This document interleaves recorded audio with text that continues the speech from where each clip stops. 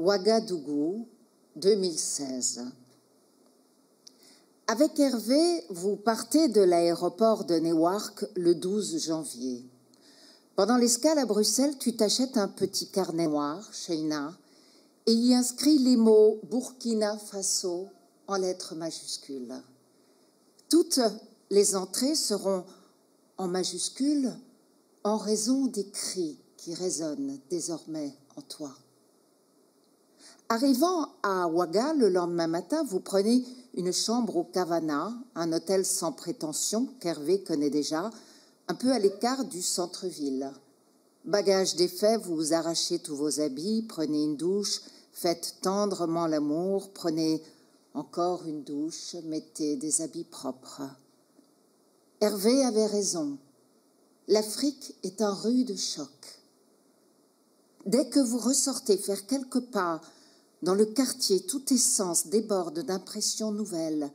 Chaleur sévère et sèche, foule dans les rues, hommes accroupis devant les magasins, femmes lestées de bébés sur le dos et de charges invraisemblables sur la tête, gamins sur des scooters qui pétaradent en lâchant des nuages de fumée noire.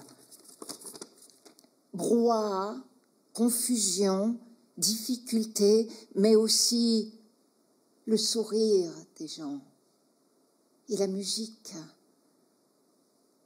Le doux rythme du balafon et du tambour qui, faible ou frénétique, proche ou lointain, flotte dans l'air à tout instant, en provenance d'on ne sait où.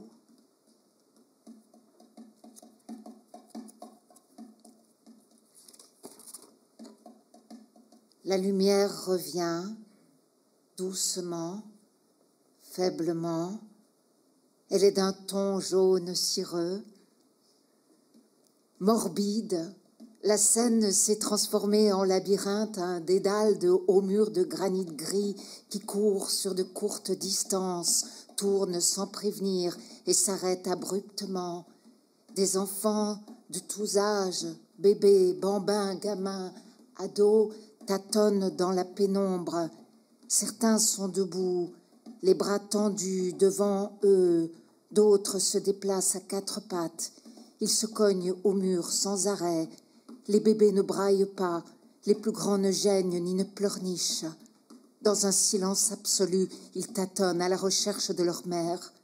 Quand ils se heurtent à un mur, ça fait mal, et le public sent la douleur. Bing sur le nez, bang sur le front, mais jamais ils ne pleurent. Ils essayent, échouent, essayent, échouent, essayent, échouent encore. Ils...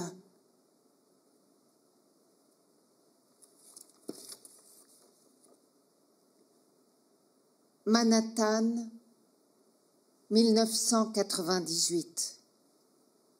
Tu la sens, Sheina, la rivalité larvée qui oppose tes parents. Elle est dans l'air telle une odeur d'égout faible mais persistante. Tu commences à avoir une vague idée d'où ça vient. C'est lié au fait que Lily Rose ne t'a ni porté dans son ventre ni mise au monde. Tu as découvert il y a un moment déjà que pour la faire disjoncter, il suffisait de t'enfermer dans un tête-à-tête passionné avec ton père. « C'est pas ma faute, dis-tu, si mon papa est plus gentil que ma maman. » L'école Saint-Hilda et Saint-Hugues a beau être écuménique, dans les couloirs de l'établissement, il va de soi que tout le monde croit en Dieu. Quand tu entres en école primaire, 4 ans après ton inscription précoce, il s'avère que l'office matinal à la chapelle est obligatoire. Cela met Joël en rogne. Mais Lily Rose dit que ce serait une erreur de te changer d'école maintenant. Tu as besoin de continuité, estime-t-elle. Alors il te conseille d'utiliser ce moment pour rêvasser, penser à autre chose ou même lire discrètement à ta guise. Passe encore d'être une mécréante de placard pendant l'office, mais en grandissant, tu souffres de plus en plus d'être la seule élève de l'école à ne fêter ni Noël, ni Rosh Hashanah, ni Pâques, ni Yom Kippour. tu finis par t'en plaindre. Pourquoi les athées, ils n'ont jamais rien à fêter? Interloqués, Lily et Joël se regardent, se consultent et décident de faire une petite concession. Après t'avoir bien fait comprendre qu'ils ne croient pas davantage aux fantômes, aux trolls, aux sorciers ou aux loups-garous qu'aux buissons ardents, aux poissons multipliés ou aux gens qui ressuscitent après la mort, ils te donnent la permission de fêter Halloween. Bronx, 1952-1958.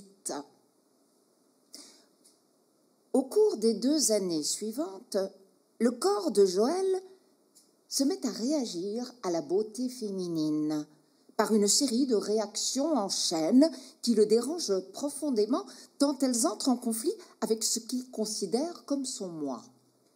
Ayant mémorisé les 613 commandements tels qu'ordonnancés par Maïmonide, il comprend pourquoi les femmes ont été si souvent jugées impures et assimilées à la mort, au mal, à la bassesse et à l'animalité, parce que si rien ne venait nous en détourner, on aurait juste envie de les sauter à tout bout de champ.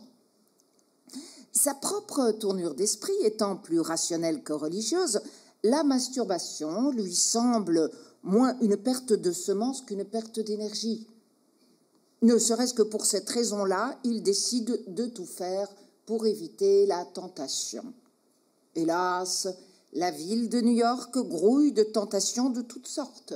Filles et ombres de filles rire en cascade, jeunes femmes de toute taille, couleur et forme, courbes des seins, fesses, joues. Nuques et mollets féminins. Progressivement, Joël met au point une technique en 3 étapes. Fixer la personne ou l'objet qui a mis le feu à ton désir. Transformer ce feu en feu rouge, freiner et se détourner. Il rôde la technique avec beaucoup de patience. Au bout de quelques mois, il en ressent déjà les bénéfices et en moins d'1 an, il la maîtrise à la perfection.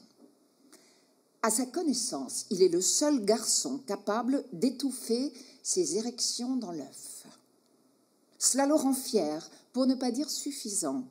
Oui, Joël Rabenstein sait éteindre le désir. Ni plus ni moins, c'est impressionnant.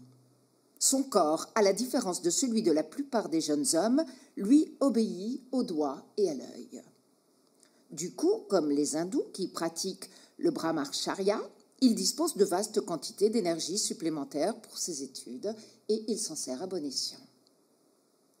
Quand Hugh Hefner publie le premier numéro de Playboy, en décembre 1953, les amis de Joël en deviennent accros du jour au lendemain, mais lui, se détournant calmement, s'absorbe dans des lectures en anthropologie culturelle. Il passe tout son temps libre à l'antenne Kingsbridge de la Bibliothèque publique de New York. Ça parle de quoi, tous ces livres, demande Jenka, sa mère. D'animaux, murmure-t-il. Ah bon, comme ça, tout à coup, tu te passionnes pour les animaux. Qu'est-ce qu'ils ont, les animaux? Oh, je me pose plein de questions à leur sujet. Obsédé par la souffrance qu'infligent les humains aux autres espèces animales, il recopie de longs passages des livres qu'il emprunte, les prolongeant de ses propres pensées, commentaires et questions. Il remplit de sa grande écriture régulière un bloc-notes jaune après l'autre. Après avoir recopié les premiers chapitres de la Genèse, où Dieu octroie à l'homme le droit de nommer et de dominer les animaux de la terre, de la mer et du ciel, il entoure ces citations de points d'exclamation. Il étudie les différentes manières dont, au long des siècles, les hommes, à peu près jamais les femmes, ont égorgé les animaux et débité leurs cadavres en morceaux. Il compulse non seulement les lois de la boucherie cachère et halal, mais aussi celles de la corrida et du sacrifice vaudou. Parfois, quand Joël n'est pas à la maison, Jenka feuillette les bloc-notes sur sa table de travail et lit ses notes. Dans toute l'Europe, lit-elle un jour, les sourcils froncés. On a fait monter les Juifs dans les wagons à bestiaux pour les amener à l'abattage. Mais avant de traiter les Juifs comme du bétail, on avait traité les bêtes comme du bétail. De quel droit opprimons-nous les animaux?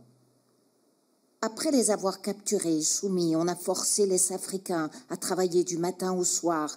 Mais avant de réduire les Africains en esclavage, on avait réduit les vaches en esclavage. De quel droit opprimons-nous les animaux? Abraham était prêt à sacrifier Isaac. En revanche, il est peu probable que le père du bélier eût été prêt à sacrifier le bélier. Pavel, tu peux croire que notre fils de 17 ans écrit des choses pareilles? Dit Jenka. C'est quoi tout ça? Cette nouvelle obsession de Joël la trouble. Elle y repense quand elle se couche ce soir-là et des larmes lui glissent du coin de l'œil, coulant jusque dans ses cheveux au-dessus des oreilles et dans les oreilles. On va devenir quoi, Pavel? Fait-elle, la voix épaissie par les larmes. Et notre peuple, il va devenir quoi, Pavel?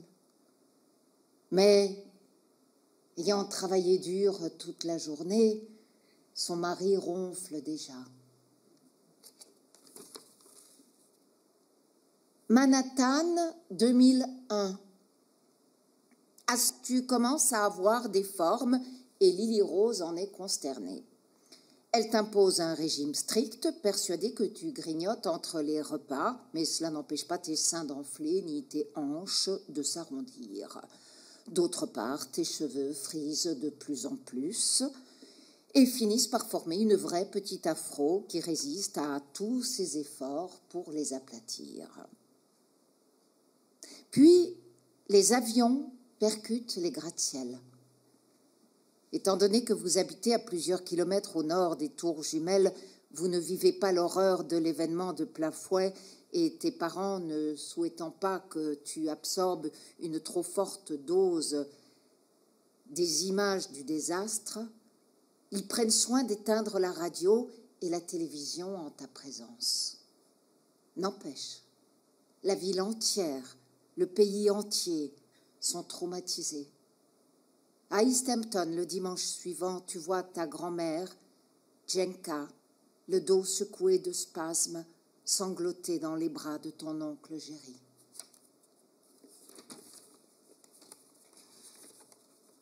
Manhattan, 2002.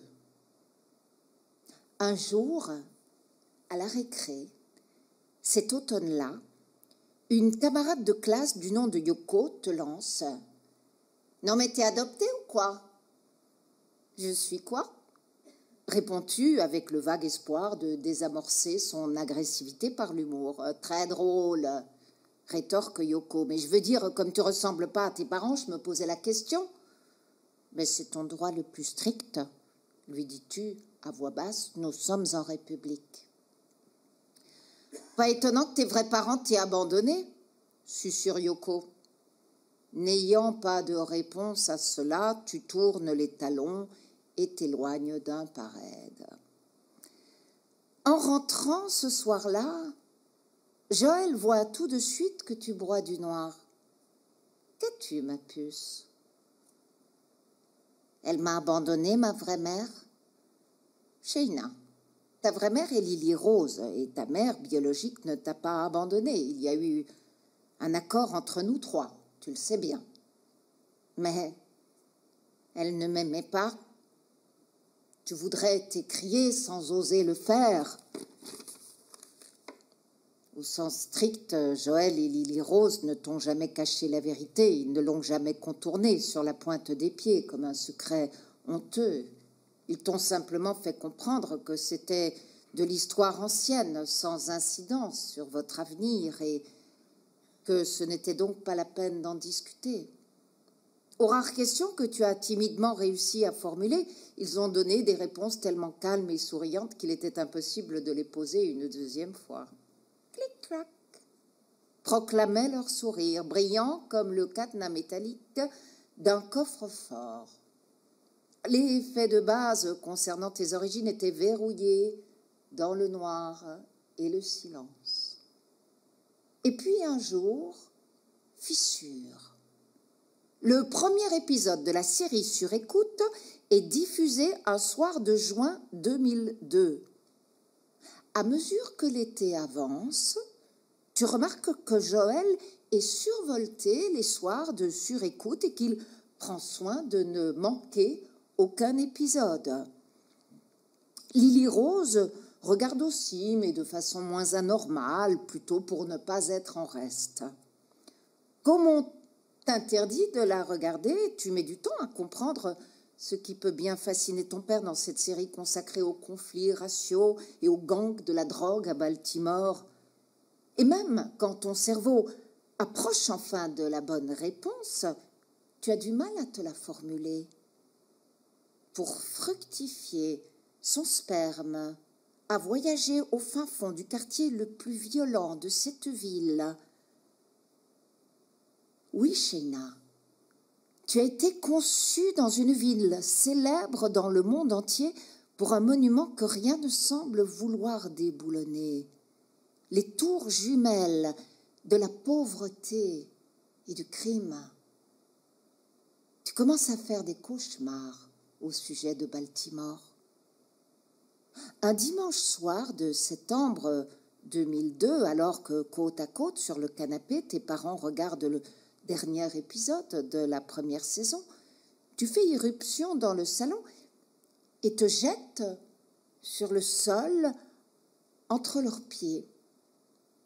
Aussitôt, Joël attrape la télécommande et éteint le poste. « Tu veux qu'on vienne te lire une histoire, ma puce ?»« Non, j'avais juste envie de regarder Baltimore. J'y suis née après tout. » Ces mots que tu n'avais pas prévu de prononcer tombent dans la pièce comme une tonne de briques. Le silence est total. Eh bien, fait Joël enfin, eh bien, comme ce n'est pas une série pour enfants, on va devoir trouver un autre moyen de te faire découvrir Baltimore. Ma ville natale. Insistes-tu pour voir si la tonne de briques fonctionnera une deuxième fois? Oui, Shayna, tu as raison, c'est bien ta ville natale, dit Lily Rose, de cette voix contrariée furax que tu connais bien et qui veut dire qu'elle commence à se sentir exclue. Tu as passé en tout et pour tout 5 jours de ta vie à Baltimore, mais bon, si tu en as vraiment la nostalgie, on peut toujours t'y emmener en visite. Lily Rose, dit Joël sur un ton de reproche, car il trouve la voix de son épouse par trop sarcastique. Et je pourrais rencontrer ma mère pendant que j'y suis, dis-tu, sidéré par ta propre audace. Ta mère est ici, dans cette pièce, fait Joël. Ma vraie mère, je veux dire. Ta vraie mère est ici, dans cette pièce, fait Joël. Lily Rose se lève. Ses yeux sont devenus énormes et elle semble ne pas respirer du tout. Si Shayna estime que 5 jours de sa vie comptent plus que 10 ans, ce n'est pas de ça qu'il s'agit, chérie, dit Joël. Si vous n'étiez pas venu me chercher, insistes-tu, j'aurais grandi dans le quartier qu'on voit dans Sur écoute. C'est pour ça que vous le regardez toutes les semaines, pour voir ce que je serais devenue si... Shayna, tu me surprends, dit Joël en te coupant d'une voix ferme. Jamais, pas une seule minute. Il n'a été question que tu grandisses à Baltimore. Tu le sais bien, tu le sais depuis toujours. Dès le premier jour, nous étions tous les 3 d'accord, Lily Rose, ta mère biologique et moi, sur la manière dont les choses allaient se passer. Pourquoi tu dis jamais son nom? Quel nom? Le nom de ma mère. Pourquoi vous avez des noms, mais elle, c'est juste ma mère biologique. Elle s'appelle comment? Comment oses-tu parler à tes parents sur ce ton? Dit Lily Rose. Elle s'appelle Selma Parker, dit Joël. Oh, Tu hésites un instant, prise au dépourvu par cette bribe d'informations inespérées. Tu pourras la contacter quand tu auras 18 ans, dit Lily Rose. On te l'a toujours dit. Pourquoi 18? Pourquoi il faut avoir 18 ans? Pourquoi pas 10? Parce qu'à 18 ans, tu seras majeur et que tu pourras faire ce que tu veux, dit Lily Rose. Mais si je veux la voir pendant que je suis encore petite et si elle veut me voir? Elle ne le veut pas, dit Lily Rose. Elle a ses propres enfants. Toi, tu n'es pas... Bon, ça suffit, fait Joël tout bas. Cette discussion est terminée. De toute façon, tu as école demain et il est déjà tard, tu devrais être au lit. Autrement dit, susurres-tu, vous m'avez acheté. Laquelle tonne de briques, la troisième, met brusquement fin à la discussion car Lily Rose tombe dans les pommes.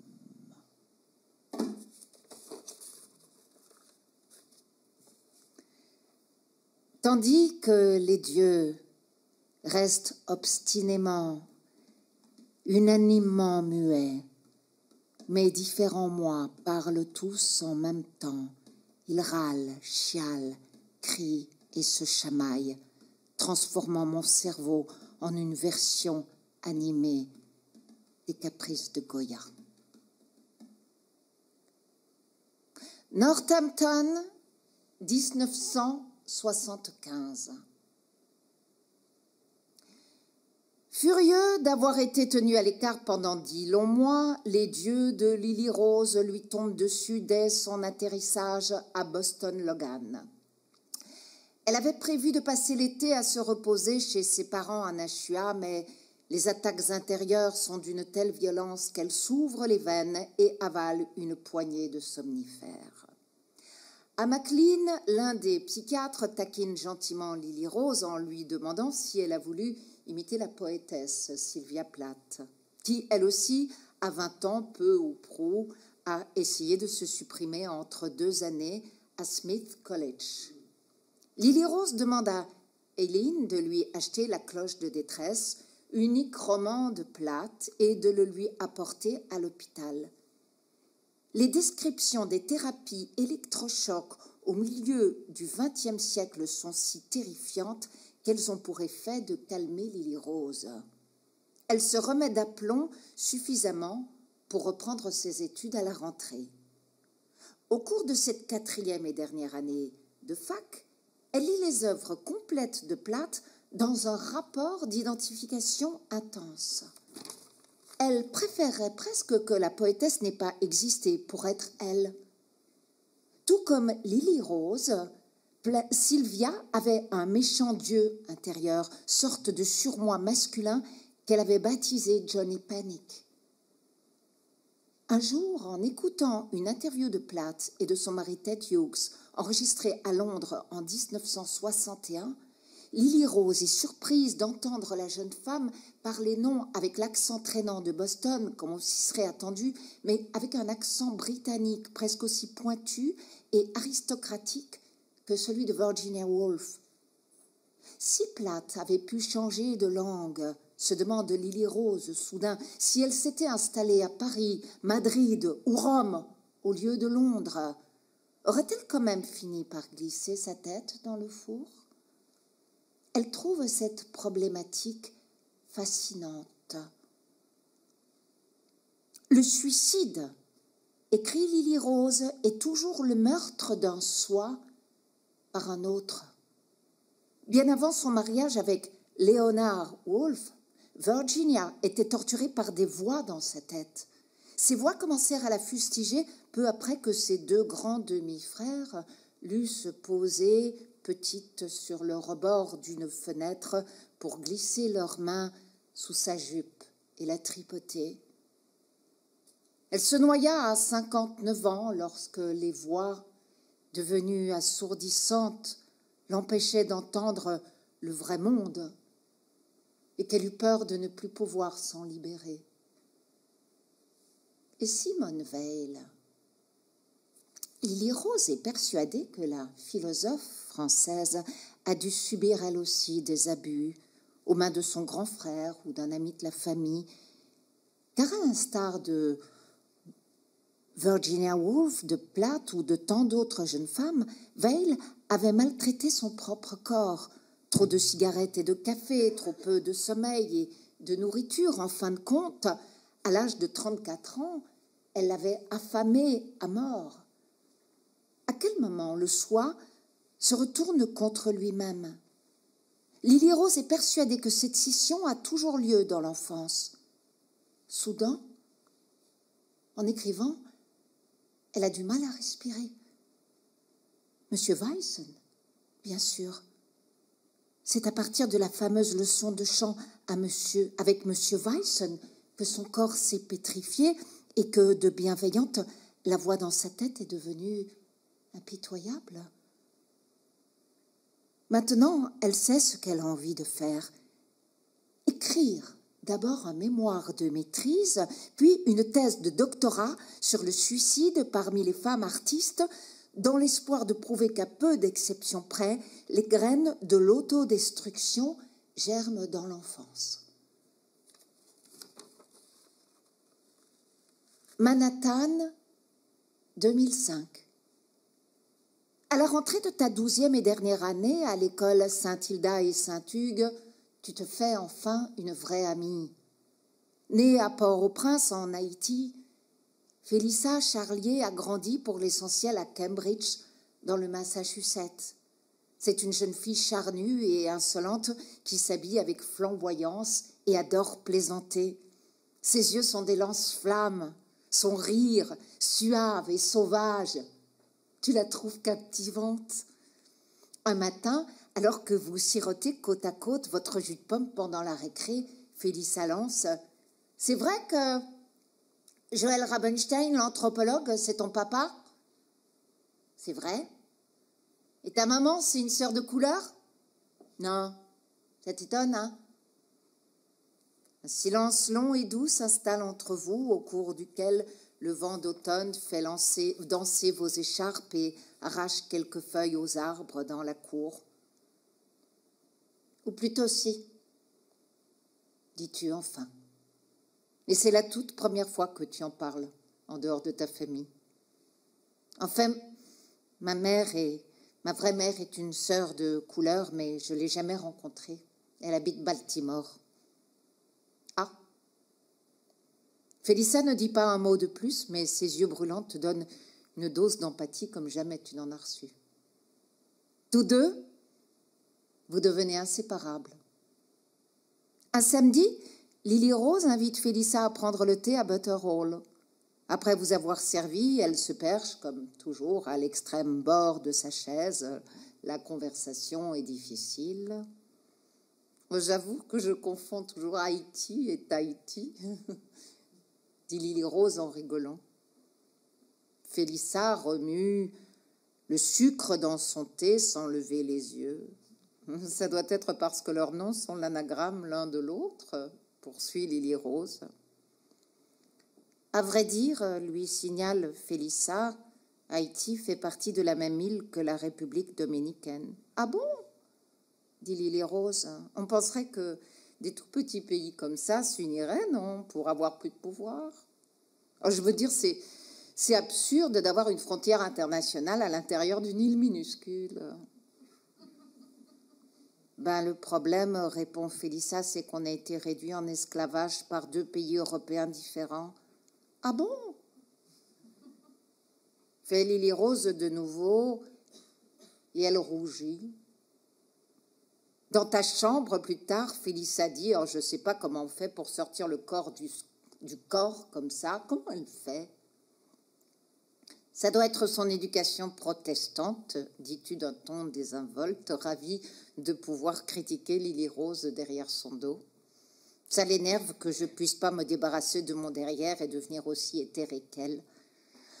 C'est ce qui compte le plus chez les Belges, dit Félissa, sortir le corps du corps. On devrait fonder un mouvement de résistance à l'anorexie. Et vous le faites. Avec vous deux comme seuls membres. À l'école, votre complicité vous protège. Là où les autres filles passent des heures à parler régime et à livrer contre leur rondeur une guerre impitoyable, Félissa exhibe fièrement ses formes généreuses et t'incite à en faire autant. Elle t'initie aussi à la politique. Quel drôle de prénom, Sheina, te dit-elle un jour. Ça ressemble à Hachem, la honte. Ça vient d'où?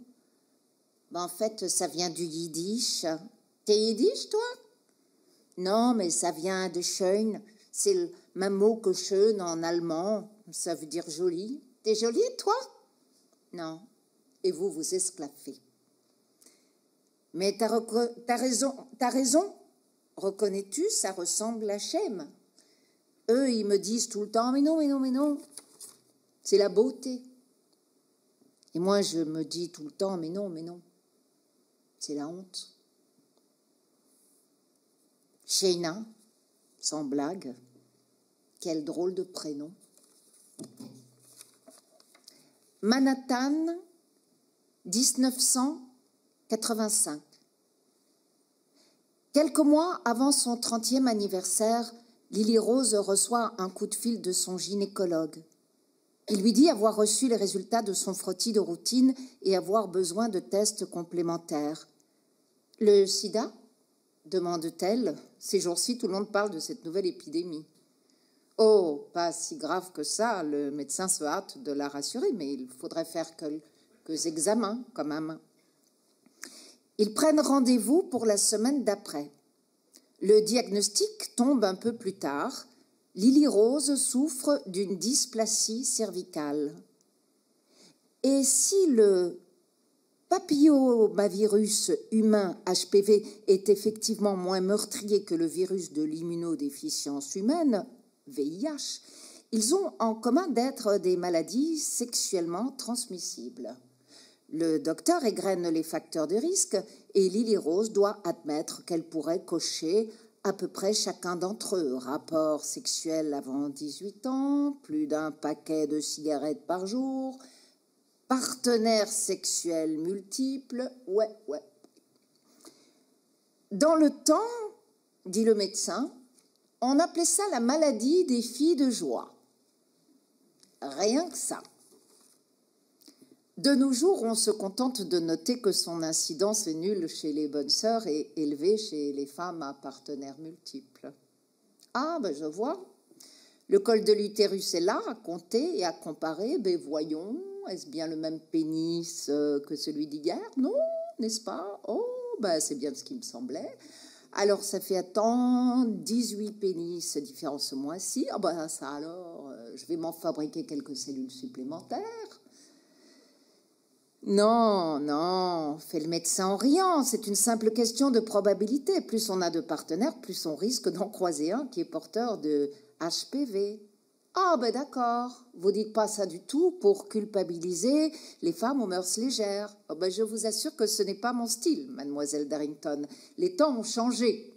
Si vous avez envie de vous culpabiliser, allez voir du côté des cigarettes. Les fumeuses ont 4 fois plus de risques de développer un cancer du col que les non-fumeuses. Génial. Me voilà à la fois malade et coupable. J'aurais besoin d'un petit whisky. De retour à la 6e rue Est, elle disjoncte. Tout en cuisinant son repas solitaire, elle jette, tape, balance et cogne tout ce qui lui tombe sous la main. Ils veulent me transformer en une grosse pâte à pouf d'épouse fidèle. Tempête-t-elle. Non mais quel culot le mec, mais de quoi je me mêle? Pour lui, ça va de soi que toutes les bonnes femmes veulent être mères. Je refuse d'être réduite à mon utérus, connard de mec moralisateur. Il croit que le corps des femmes est fait pour porter les mots, mais que le mien n'a pas encore rempli sa fonction. Ils pensent qu'on est bonne qu'à ça, putain de médecins phallocrates. Ils veulent qu'on soit punis d'être des femmes de notre temps, des femmes qu'on grandit en fumant et en buvant et en baisant, comme elles l'entendaient, pauvres frustrés. Pauvres jaloux, ça les agace de voir des nanas prendre leurs pieds au lieu de se montrer obéissantes et fidèles comme leur propre maman et épouse. Le lendemain, le 26 juin 1985, elle fait la connaissance de Joël Rabenstein.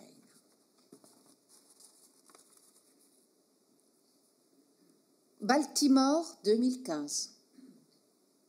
Alors que tu approches de ton 23e anniversaire, Lily Rose informe Joël de son intention de demander le divorce pour incompatibilité. Comme d'habitude, Joël préfère ne pas faire de vagues et le couple opte finalement pour un divorce par consentement mutuel. Ta réaction immédiate à cet événement, Shayna, est d'acheter un billet de car pour Baltimore. 5 heures après ton départ de Manhattan, tu arrives à la gare Greyhound de la rue Gaine, près du port, loues une voiture et conduis tout droit jusqu'à la rue Lafayette, où tu tournes à gauche. Comme tu as passé des heures innombrables à compulser le plan de la ville, le réseau routier de Baltimore est pour ainsi dire imprimé dans tes neurones. À peine 10 minutes après avoir quitté le centre-ville, avec ses élégants bâtiments anciens et modernes, tu te retrouves dans Western. Et là, hormis les cerisiers en fleurs, il n'y a plus grand-chose de joli à voir. Quelques jours après ton retour de ce pèlerinage, la ville de Baltimore explose à nouveau en une série d'émeutes raciales qui durent des semaines. Comme lors de la naissance de Selma, un demi-siècle plus tôt, elles sont déclenchées par le meurtre d'un Africain-Américain. Cette fois, au lieu d'être une grande figure nationale comme Martin Luther King, la victime est un gamin du coin, un certain Freddie Gray, mort en détention après un interrogatoire policier qui lui a laissé de nombreuses blessures, dont 4 vertèbres fracturées. Passer des heures seul à ta table de travail à Brooklyn, à regarder brûler ces rues que tu connais désormais personnellement, s'avère être trop pour toi. Tourmenté de jour par des vertiges nauséeux, terrorisé à l'idée d'avoir un accident, tourmenté de nuit par des cauchemars, tu te rends à la clinique psychiatrique de Woodhull et demandes à te faire interner. Cette fois, quand les projecteurs se rallument, leur lumière est rouge, d'un rouge qui fait penser au sang. On dirait que la scène est inondée de sang, immergée dans cette luminosité sanglante. Le corps arqué ou tordu, soulevé, convulsé, écartelé. Une centaine de femmes à peau marron accouchent par terre. Elles gémissent et geignent, poussent et tirent, rient et pleurent, font de leur mieux pour s'entraider. On voit gicler d'entre leurs cuisses des gouttes de sang, des bébés, encore du sang, des placentas, noirs, lumière, serrant dans leurs bras leur nouveau-né emmailloté, les femmes leur parlent à voix basse, leur fredonnent des berceuses, les embrassent. La lumière est très douce, noire. Dans le noir, les enfants sont arrachés aux bras de leur mère.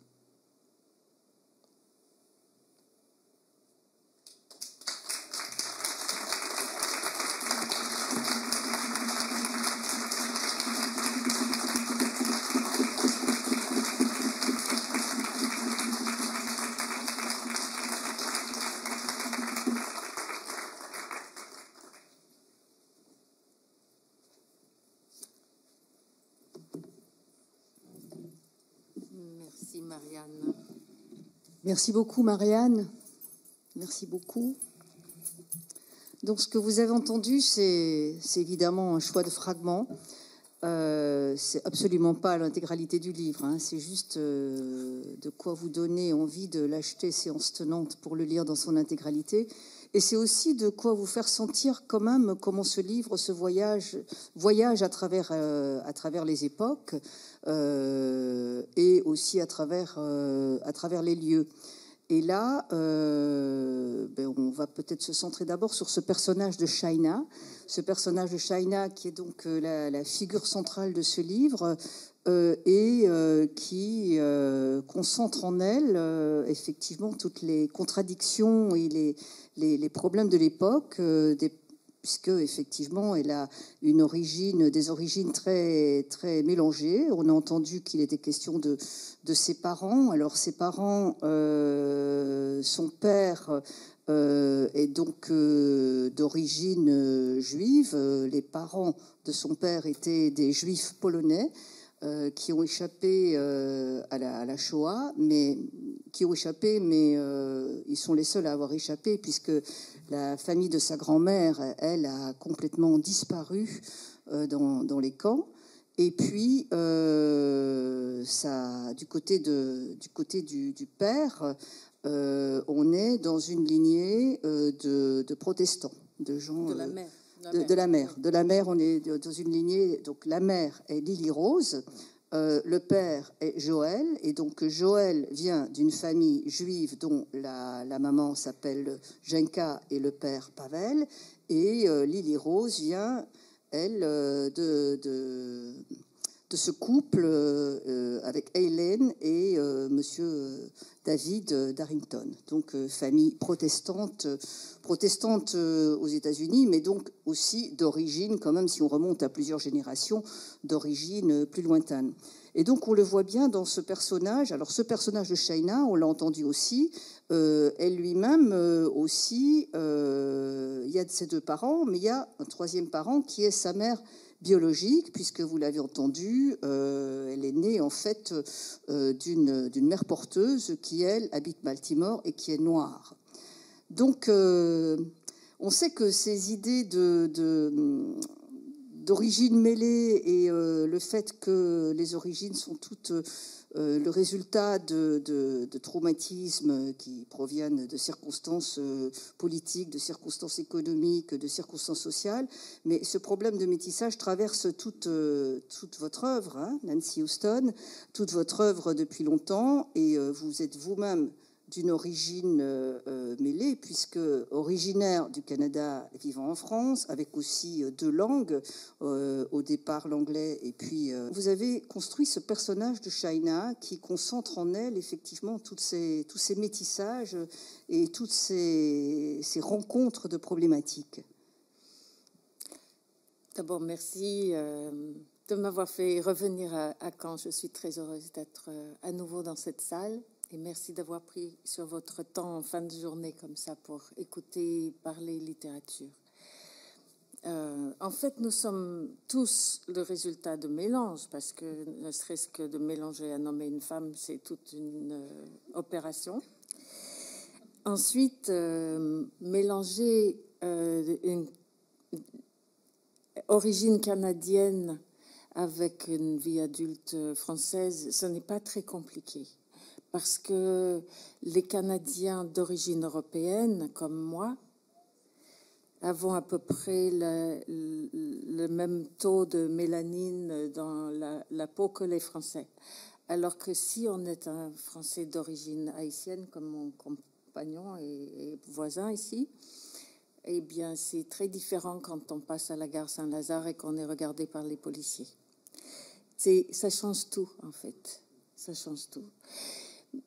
Cette histoire de mélange, en fait, je ne l'ai jamais traitée directement dans la fiction. Il y a beaucoup d'exploration de la manière dont l'histoire, avec sa grande H, comme disait Georges Perec, intervient sur la vie, ce qu'on appelle nos petites histoires.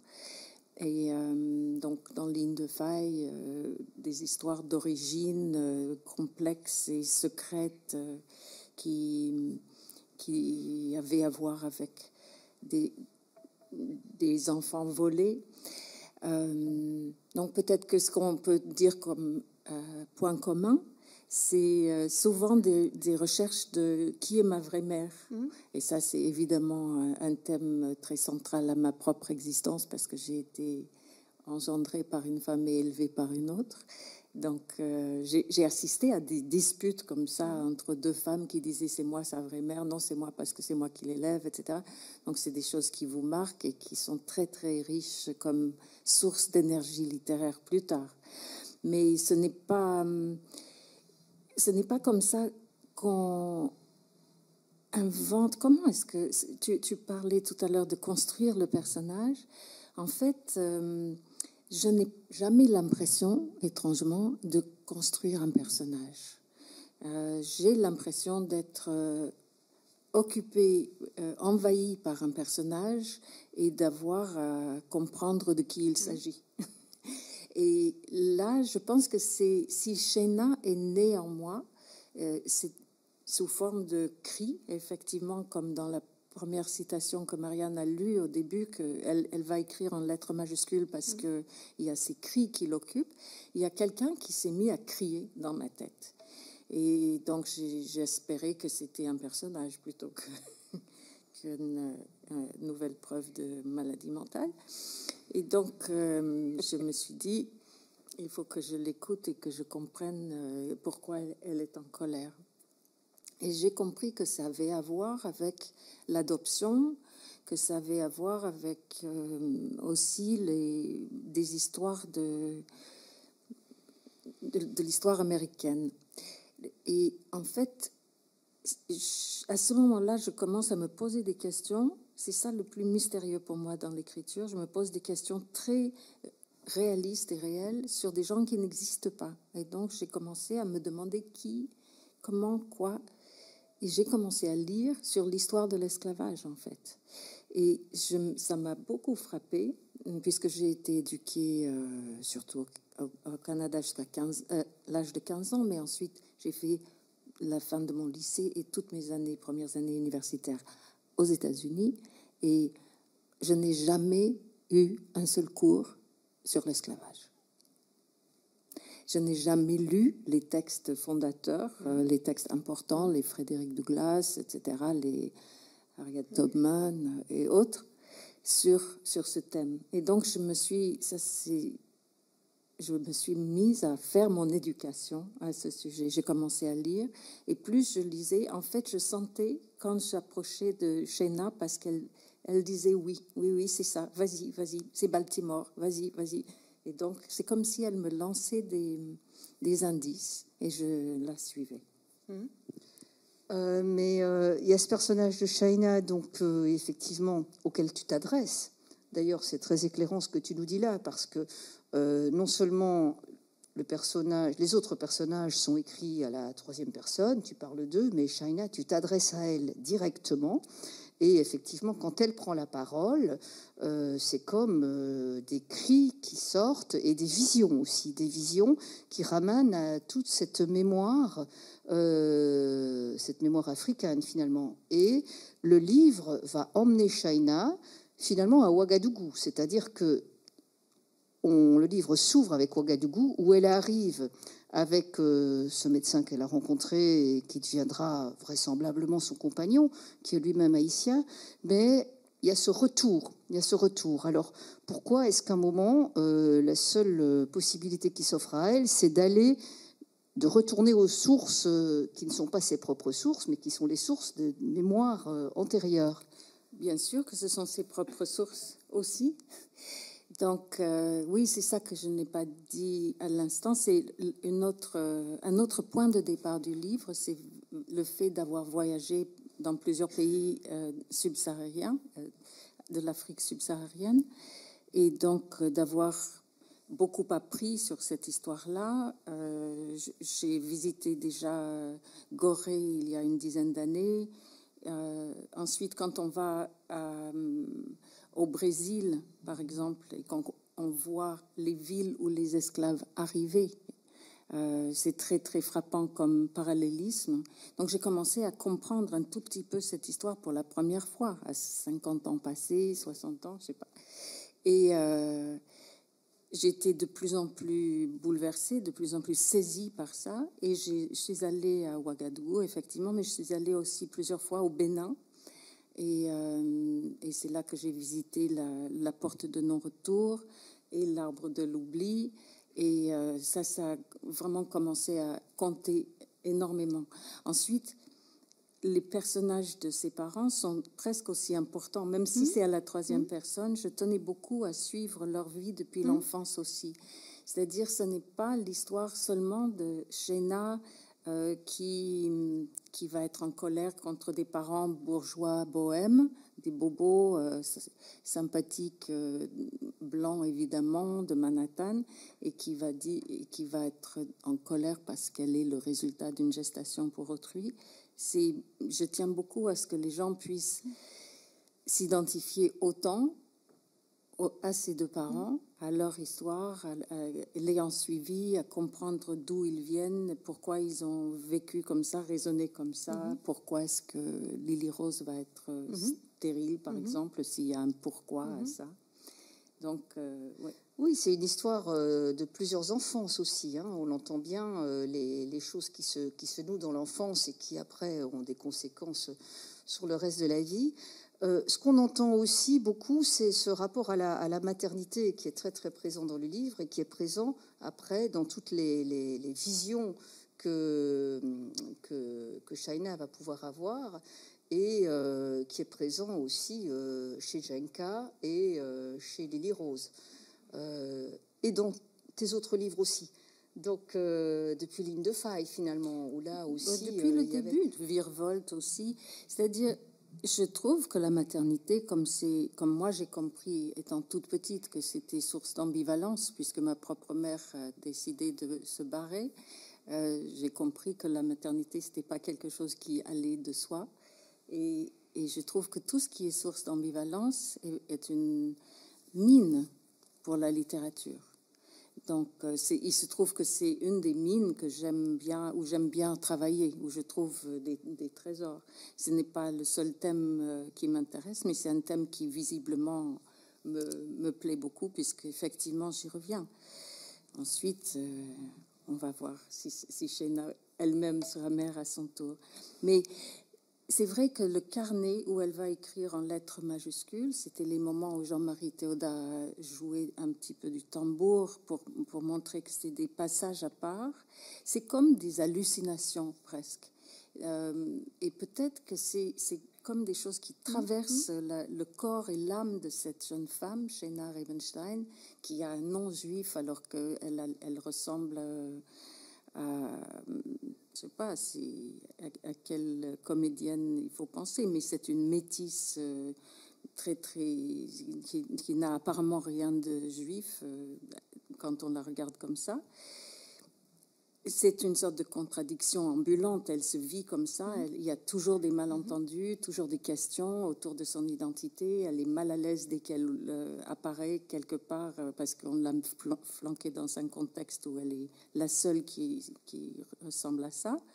Et donc, c'est important pour elle de pouvoir lâcher ces choses. Et peut-être, ça vient aussi de tout ce qu'elle porte dans son corps, dans son âme, dans son savoir du passé, de son peuple refoulé. Le peuple qu'elle n'a pas eu le droit de connaître parce que ses parents ne voulaient pas que ça lui pose des problèmes. Ils avaient décidé qu'il n'y aurait pas de problème.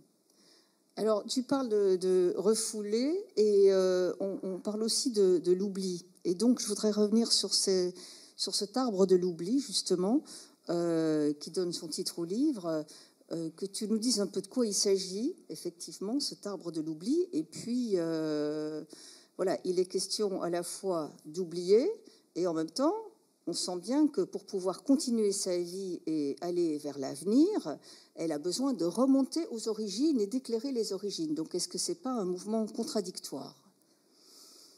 Si elle va en Afrique, c'est vraiment parce que cet amant, Hervé, qui est médecin, qui accompagne des projets de reforestation au Mali, etc., il pense qu'elle est trop obsédée par son nombril et qu'elle a besoin de regarder le monde et de découvrir le monde, qu'elle a été enfermée dans une sorte de serre avec une vie sous la lumière artificielle. Et il a envie de lui montrer un petit peu comment les gens vivent dans d'autres parties du monde. Donc c'est lui qui l'incite véritablement à l'accompagner dans ce voyage. c'est son amie Felisa, que nous avons entendu dans les lectures à l'instant, qui a voyagé au Bénin et qui lui raconte cette légende de l'arbre de l'oubli. Il y a un monument à Ouida, qui est une des très grandes villes de départ des bateaux avec les gens réduits en esclavage. Et selon cette légende, il y avait un arbre dans cette ville d'Ouida au XVIIe siècle qui trônait au centre du village et qui était très beau. Et avant de monter dans le bateau qui allait les amener vers cette destinée inconnue et terrifiante, les hommes tournaient autour de l'arbre 7 fois et les femmes 9 fois pour lui confier leurs souvenirs africains, avec l'idée que ce serait trop lourd à porter quand ils arriveraient là-bas et que c'était mieux de les confier à l'arbre et de les reprendre plus tard quand ils reviendraient en Afrique après ce voyage. Ils savaient que ce serait trop douloureux, trop lourd pour eux, plus lourd que des chaînes qu'ils portaient déjà, et donc c'est de porter le souvenir. Et donc cela s'appelle officiellement l'arbre de l'oubli, mais c'est vrai que c'est un autre type d'oubli que l'oubli où l'Amérique a relégué l'histoire de l'esclavage, par exemple. Ça, on peut dire, c'est un refoulement. Alors que Jean-Marie avait une belle analyse de cet arbre de l'oubli tout à l'heure. Je trouve qu'il y a une double métaphore dans l'idée de l'arbre de l'oubli, parce que ce n'est pas un refoulement, ce n'est pas un rejet, c'est une sorte d'épargne. On épargne sa mémoire pour qu'elle ne s'abîme pas dans l'esclavage. Et c'est donc l'idée que la mémoire, elle est partagée, puisque toute cette mémoire va être confiée à un même arbre. Et la deuxième métaphore, c'est l'idée aussi que la mémoire est vivante. L'arbre, symbole de vie, symbole de reviviscence. Et je trouve que ce sont deux métaphores qui se rencontrent à la fois dans l'histoire personnelle de Sheena et dans l'histoire collective des peuples afro-américains. Donc coupés d'une histoire, mais en même temps revivifiés par cette mémoire partagée. Alors, puisqu'on parle justement de la rencontre entre l'histoire individuelle et puis l'histoire et la mémoire collective, on voit que dans le destin de ces personnages comme Sheena, mais comme aussi d'autres personnages de romans, de plus en plus quand même dans la littérature contemporaine, ces personnages sont tous porteurs quand même d'une histoire complexe et d'une histoire qui est aussi géopolitique, où chacun finalement a dans sa propre vie les répercussions d'enjeux qui se passent au niveau mondial. Donc toi, tu es géographe et donc tu étudies aussi tous ces mouvements, les crises migratoires, enfin tout ça. Ce ne sont pas des choses qui tombent du ciel. C'est quelque chose qui nous vient quand même de conflits politiques. Alors comment est-ce que le politique maintenant se retrouve à envahir aussi le champ des histoires personnelles et précisément dans le territoire du roman, pas seulement dans le territoire d'essais ou d'analyse sociologique ou politique. C'est-à-dire, si nous faisons une lecture géographique de l'œuvre en question, on se rend compte qu'il y a un mouvement à double sens. C'est-à-dire, la géopolitique mondiale s'invite dans les discussions de famille, donc l'intime est comme envahi par la géopolitique mondiale, parce que les parents se retrouvent à expliquer à leurs filles les conditions de l'esclavage, pour ne rien dire de la Shoah, etc. Donc ce sont des histoires très lourdes qu'il faut que les individus assument, et par le discours familial, il faut nuancer et aller, je veux dire, au plus frais de la réalité. Donc c'est vraiment un basculement d'échelle, mais on peut dire, à contrario, que ce sont ces mêmes tourments que les individus vivent à l'échelle de la famille, qui après nous donne des personnalités fracassées qui vont arriver au pouvoir, se comporter comme des tyrans, comme des dictateurs. Je ne pense pas vous révéler grand-chose en vous disant que il y a une sorte de profil commun à tous les apprentis dictateurs. Tous ceux qui rêvent de monter un jour à Rome ont été peut-être dans leur enfance fracassés d'une certaine manière qui les a formés. Donc, nous, la géographie, nous essayons de réduire cela en essayant de les penser sous forme d'échelles. Ce sont tout simplement des emboîtements d'échelles, mais ça fait comme un peu les poupées russes, vous savez, qui s'emboîtent et qui se ressemblent à échelle infinie, mais dans le fond, c'est le même schéma qui donne lieu à ces représentations, différentes échelles. Est-ce que, de manière inversée, est-ce que parfois c'est la littérature et le terrain littéraire, donc de la fiction, qui vous permet de comprendre mieux la réalité?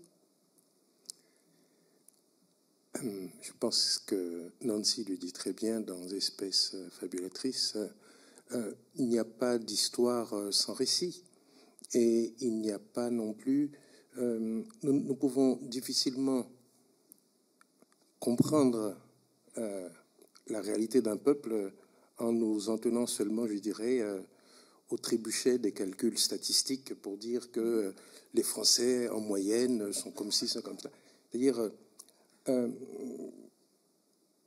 à titre personnel, moi j'ai toujours ressenti le besoin de lire sur les territoires que j'investiguais comme chercheur, parce que par la sociologie, par la géographie, par la statistique, nous n'avons qu'une vision très moyenne de la réalité. Et le propre de la littérature, c'est de nous permettre justement d'aller à une échelle beaucoup plus fine de la réalité individuelle, des conflits, des contradictions, et c'est ça qui est extraordinaire. La science, la géographie est à la recherche de vérité, qui soit abrupte et carrée. La littérature, au contraire, c'est le domaine de la nuance, du doute, de l'interrogation, et je pense que sans ce doute-là, la réalité est biaisée. Mais justement, pour en venir à l'Espèce fabulatrice, qui est un de mes livres de chevet, je dois dire, depuis qu'il est paru, on va dire.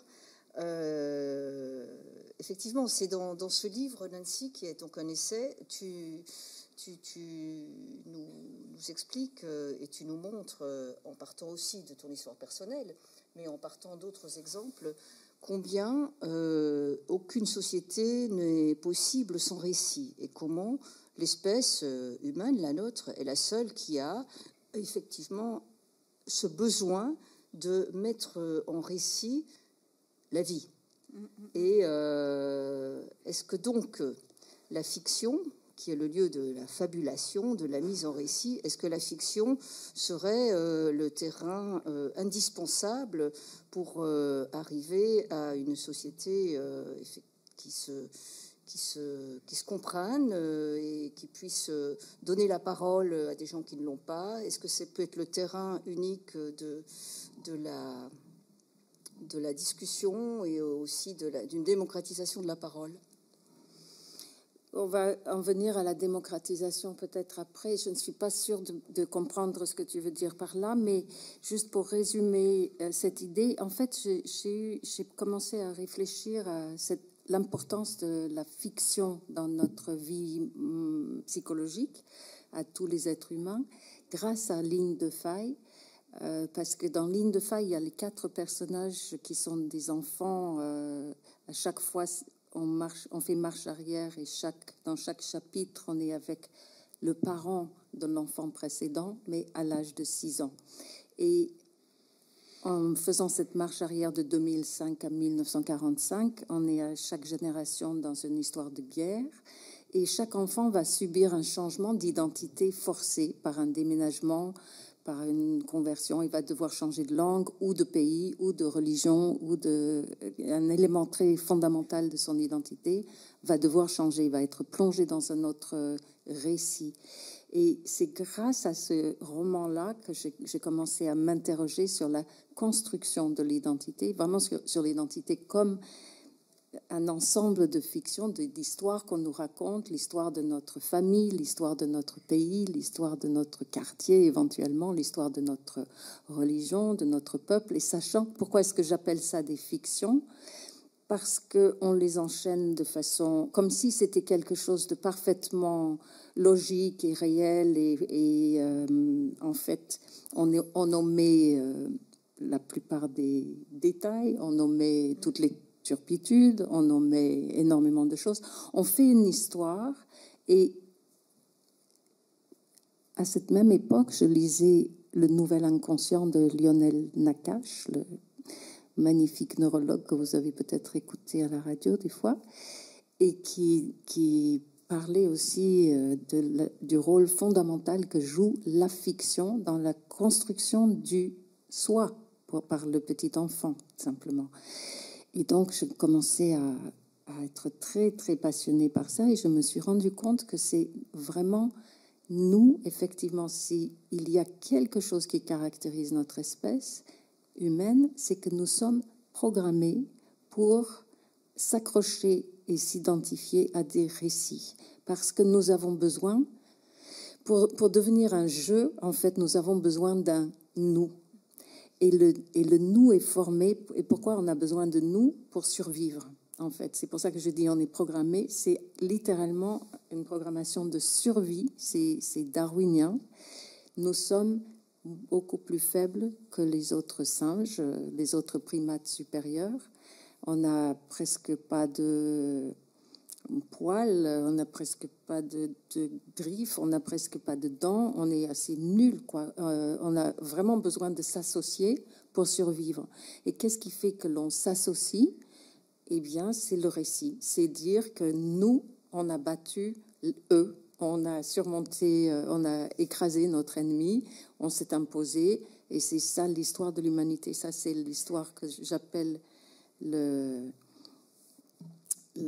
comment je l'appelle encore, l'archétexte, l'archétexte, parce que c'est le récit archétypal et aussi archaïque. C'est nous versus eux, et nous, on est les plus forts. Bon, chaque fois que vous entendez ça, chaque fois que vous ouvrez votre radio aux heures des informations, vous allez entendre des mâles alpha qui vont tenir ce discours-là au premier degré. Donc, vous pouvez déjà avoir une certaine distance et méfiance par rapport à ça.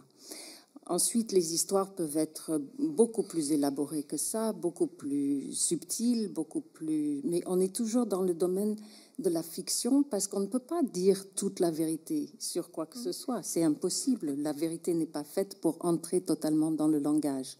Le langage s'en empare et l'articule, la modèle et la resserre sous forme d'histoire. Alors pourquoi est-ce que la fiction littéraire me plaît davantage que les fictions, par exemple, religieuses ou nationales ou autres? Mais entre autres parce que j'ai énormément de mal à adhérer aux fictions religieuses et nationales parce que j'ai trop changé de religion et de nation et de langue, et donc celles-là ne fonctionnent pas. Pour moi, je les vois comme des alternatives possibles. Je vois que des gens y adhèrent très fortement. Il y a des gens qui croient très fortement au vaudou. Il y a des gens qui croient très, très fortement au catholicisme et tout. Moi, je le regarde, je lis, je me renseigne, je m'en imprègne, mais je n'y adhère pas. La fiction littéraire ne se présente pas comme la vérité. Elle se présente comme une fiction. Et donc, pour moi, c'est une sorte de... laboratoire éthique extraordinaire qui me permet de voir comment les gens fonctionnent, qui me permet de passer d'un point de vue à un autre point de vue, de voir comment, d'être complètement dans le corps et l'âme de Lily Rose, qui est cette mère insupportable de Shaina, la mère adoptive de Shaina, mais à qui je ressemble beaucoup plus qu'à Sheena, même si politiquement, quelque part, j'ai beaucoup plus de sympathie pour Sheena, mais objectivement, je ressemble beaucoup plus à Lily Rose. Je peux me glisser dans la tête de Jenka, qui a perdu sa famille en Tchécoslovaquie et qui n'a pas, qui a très envie d'avoir un petit enfant, qui est désespéré parce que son fils aîné est homosexuel et son fils cadet, il choisit d'épouser une femme stérile. C'est une catastrophe. Et donc, voilà. C'est ça le plaisir, c'est de pouvoir aussi inciter les lecteurs à cet exercice moral, de se de se glisser dans la peau des gens qui ne nous ressemblent pas. Parce que là aussi, si vous ouvrez la radio, vous allez entendre les discours politiques qui vont toujours vous inciter à vous identifier à des gens qui sont comme vous, soit sur le plan ethnique, soit sur le plan national, soit sur le plan religieux, etc. Donc la littérature, c'est vraiment je dirais pas le contraire de cela, c'est l'antidote de cela. Oui, c'est ce que je voulais dire en parlant d'espace de démocratie, c'est permettre aussi à des gens, enfin permettre dans le livre et dans le récit fictionnel d'entendre des discours et permettre au lecteur d'avoir accès à des discours auxquels autrement il n'aurait pas accès. Et donc que ces discours puissent s'exprimer par le biais de la fiction et que le lieu de la fiction soit aussi le lieu de présentation et d'expérimentation des contradictions du monde. Oui, oui, oui. Absolument. Et c'est donc Jean-Marie parlait des faits tout à l'heure, des statistiques historiques, politiques, sociologiques, etc. Moi, je ne dis jamais que les faits n'existent pas. Je dis que tout le monde se sert des mêmes faits pour les intégrer à une fiction qui l'arrange et qui le flatte. Maintenant, j'avais très envie d'écouter Jean-Marie aussi développer un petit peu cette contradiction incroyable entre les valeurs françaises développées et dont nous sommes, parce que nous sommes français, elle n'est pas française, mais nous sommes français, Jean-Marie et moi, dont nous sommes si fiers, liberté, égalité, fraternité, etc. Et en même temps, c'était la traite, c'était le commerce triangulaire, c'était l'exploitation. Voilà, l'économie française dépendait pendant ces mêmes années de l'esclavage. Là, tu mets le doigt dans la plaie parce que c'est à la fois une fierté et une douleur de se dire français publiquement quand on pense justement à ce double héritage. C'est-à-dire on est à la fois héritier d'un pays et d'un pouvoir, on peut dire, qui est entré dans l'histoire comme un pouvoir impérialiste, un pouvoir colonialiste, un pouvoir esclavagiste, d'accord? Mais en même temps, en particulier quand on est un intellectuel, on est héritier d'un extraordinaire accumulation de savoir, de connaissances, de sciences. C'est-à-dire, comment ne pas se reconnaître dans Copernic, comment ne pas se reconnaître dans Galilée, dans Darwin, dans Freud, d'accord? Et comment, si vous voulez, au nom d'une altérité qui est la mienne et que j'assume, d'accord? Comment, au nom de cette altérité, justement, me départir de Voltaire, de Rousseau, en sachant qu'ils sont contemporains de l'un des pires crimes de l'humanité. Et donc, lorsque maintenant ce discours universaliste est, je dirais, également assumé par le pouvoir et qu'il devient un élément de ce qu'on pourrait appeler la soft power de la France à l'égard du monde, ça énerve. Ça énerve. Lorsque, si vous voulez, il y a confusion des genres, lorsque le président ou le ministre de l'Éducation à la Sorbonne, la semaine dernière, se lance dans une démonstration de ce que c'est que la laïcité, la culture, enfin, la déconstruction de la déconstruction, si vous voulez, ça agace parce qu'on se dit que il y a une sorte de confusion des genres. Nous n'avons pas envie que l'universalité, l'universalisme soit défendu par les mêmes qui ont et qui continuent encore aujourd'hui, si vous voulez, de défendre un ordre du monde qui est cynique, qui est inique, qui est inégalitaire. Donc, ça nous met, nous autres intellectuels de façon générale, en particulier intellectuels, je dirais, venus d'ailleurs, des Français, on va dire, les pièces rapportées, il nous faut assumer ce double héritage.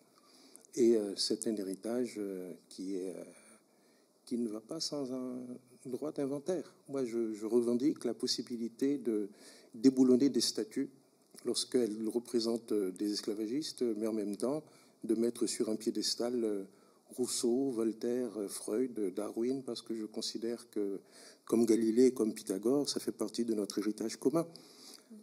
Et cette phrase extraordinaire de Lacan qui dit que la culture, c'est la mémoire de l'intelligence des autres. Pas de l'intelligence propre, de l'intelligence des autres. C'est-à-dire que sans ce va-et-vient, sans ce voyage des idées, des récits, des fictions, il n'y a pas de culture. Donc, c'est cette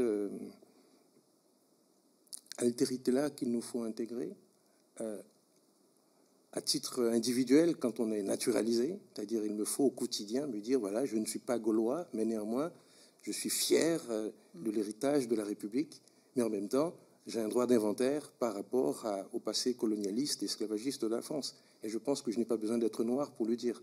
Nous devons pouvoir le dire en cœur, parce que nous appartenons à une époque davantage qu'à une race, qu'à une religion ou qu'à une ethnie. L'époque nous caractérise bien davantage que notre race. Moi, j'ai quitté mon pays, j'ai quitté ma race, et je ne pense pas me définir par la couleur, mais davantage par une époque, par les lectures, par le partage. Et dans le fond, un peu comme chez Ina, nous sommes des concentrés de culture, en fait. Voilà. Mais écoutez, je pense que vous aurez compris qu'il y a aussi un concentré de littérature et de réflexion qui peuvent partir dans des directions très diverses, concentrés dans cet arbre de l'oubli, et aussi, évidemment, dans L'Espèce fabulatrice, qui est un excellent livre de chevet, et pas que de chevet. Je voudrais vraiment vous remercier de votre présence. Je pense que vous allez pouvoir, si vous le souhaitez, continuer le dialogue avec Nancy Houston au moment de la signature, puisque grâce à la librairie, les livres vous attendent dans le hall de la bibliothèque.